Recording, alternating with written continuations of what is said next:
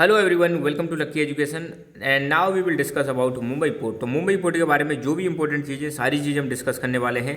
तो मुंबई पोर्ट की बात करें तो सबसे पहले ये जिस स्टेट में पड़ता है उस स्टेट का नाम है महाराष्ट्र। तो महाराष्ट्र में मुंबई पोर्ट की लोकेशन अगर मैप में आए तो यहाँ पे आप एरो लगा के छोड़ देना। दूसरी बात, ये इंडिया का सबसे बिगेस्ट पोर्ट है। बहुत इंपॉर्टेंट क्वेश्चन बन जाता है, इंडिया का बिगेस्ट पोर्ट कौन सा है, तो आपको बताना मुंबई पोर्ट है। साथ के साथ में इंडिया का लार्जेस्ट ऑयल टर्मिनल है, लार्जेस्ट ऑयल टर्मिनल प्लस ये एक नेचुरल हार्बर भी है यहाँ पे। और मुंबई जो है आपको देखने को मिलेगा लार्जेस्ट हिंटरलैंड है in the country. Largest hinterland मतलब यहाँ पे आपको देखने को मिलेगा पानी के बड़े बड़े जहाज आते हैं, शिप्स आते हैं, और यहीं पर आसपास के एरिया में जो सामान है इसका डिस्ट्रीब्यूट हो जाता है। यहाँ पे मतलब आपको देखने को मिलेगा बहुत सारी इंडस्ट्रीज हैं, बहुत सारे मतलब सेंटर बने हुए हैं, ट्रेडिंग सेंटर, जहाँ पर सामान जाता है।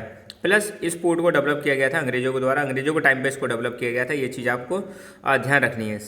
और जैसे ही सुएज कैनाल ओपन होती है तो सुएज कैनाल आप देख रहे हो, सुएज कैनाल कहाँ है, ये वर्ल्ड का मैप है, ये अफ्रीका है, ऊपर आपका यूरोप है, ये पूरा की पूरा एशिया है, ये ऑस्ट्रेलिया है, साउथ अमेरिका, नॉर्थ अमेरिका, ये तो आपके कॉन्टिनेंट हो गए, नीचे अंटार्कटिका। अब सुएज कैनाल कहाँ है, इस जगह पर देखो, इस जगह पर यहाँ पर है सुएज कैनाल, आपको देखने को मिलेगा।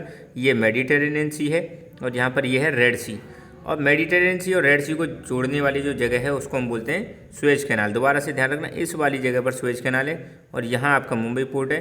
तो यहाँ से आपको देखने को मिलेगा जैसे ही सुएज कैनाल ओपन हो जाती है तो ये एक बड़ा पोर्ट है और आपको देखने को मिलेगा यूरोप, नॉर्थ अफ्रीका और ये इधर कई सारे कंट्री जो हैं आपके मिडिल ईस्ट के कंट्रीज हैं, इन सब के साथ इसका ट्रेड स्टार्ट हो जाता है। तो सुएज कैनाल ओपन होने के बाद इसका इंपॉर्टेंस और बढ़ जाता है। और ये जो पोर्ट है आपको देखने को मिलेगा बहुत सारे जो जनरल रूट है हमारे देश से, इंडिया से जो बाकी देशों को जो हम ट्रेड करते हैं, ओवरसीज ट्रेड किया जाता है। ओवरसीज मतलब दो देशों के बीच में जो बाहर का जो ट्रेड किया जाता है, तो ये जो पोर्ट है एक जो ज़्यादातर जो जनरल रूट है वो उनके आसपास लोकेटेड है। जनरल रूट जैसे मतलब इंडिया से अगर मिडिल ईस्ट को ट्रेड हो रहा है, मतलब ईस्ट की साइड में, और मेडिटेरेनियन कंट्रीज की साइड में अगर ट्रेड हो रहा है, नॉर्थ अफ्रीका की साइड में ट्रेड हो रहा है, नॉर्थ अमेरिका, यूरोप, इन सब कंट्रीज के साथ जब ट्रेड होता है तो उस टाइम पर ये वाला जो पोर्ट है आपका मुंबई वाला पोर्ट, इससे कनेक्टिविटी आसान हो जाती है, कनेक्टिविटी आसान हो जाती है कई सारी जगह पर। तो मतलब एक इम्पॉर्टेंट पोर्ट है, स्पेशली अगर हम बात करें इंटरनेशनल ट्रेड के पर्सपेक्टिव से।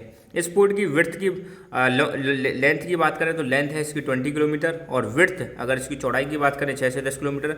और इसमें 54 बर्थ हैं। बर्थ क्या होती है, जहाँ पर पानी के बड़े बड़े जहाज आते हैं और वो यहाँ पर रुक जाते हैं, ठीक है, यहीं से लोड अनलोड होते हैं। तो 54 बर्थ हैं इसमें, ये चीज़ ध्यान रखनी है। मेन हिंटरलैंड कौन कौन सी है, मेन हिंटरलैंड मतलब अब जैसे ये मुंबई पोर्ट हो गया, तो मुंबई पोर्ट्स के आसपास का जो एरिया जहाँ पर मतलब ये सामान आता है जाता है ना, उसको हम बोलते हैं हिंटरलैंड।